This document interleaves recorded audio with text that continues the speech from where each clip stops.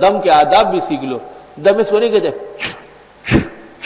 یہ کوئی دم ہے کیا, میرے پاس آ جائے دم کرو, میں کہا چلو جاؤ دم ہو گیا. دم جانتے ہو, دم بہت بڑا مسئلہ ہے, کوئی آسان کام تھوڑا. آغا خان میں جاتے ہیں, مہینے لگاتے ہیں اور لاکھوں دیتے ہیں, اور ادھر جاتے ادھر. دم کسی کا دم ہو تو طاقت ہے بہت بڑی.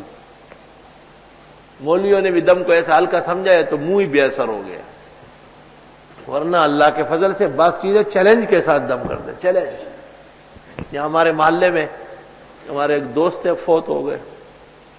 ان کے 2 بیٹے تھے چھوٹے, ایک کی عمر ایسی 18 سال, دوسرے کی 20 سال ہوگی. مجھے بہت افسوس ہے اس کا. اچانک دیکھا جنازہ آیا, میں نے دریافت کس کا جنازہ؟ لڑکے کا. میں نے کہا یہ کیسے؟ کہا یرقان ہو گیا. اور اس کا باپ رو رہا تھا کہ اس سے جو چھوٹا ہے وہ بھی اسپتال میں داخل ہے, 2-3 دن میں اس کا بھی جنازہ آ جائے گا. میں نے ان کو کہا کہ نہیں, بس جو آنا تھا آ گیا, وہ انشاءاللہ اٹھ کے آئے گا. کہنے میں نے کہا ابھی دیکھے آپ.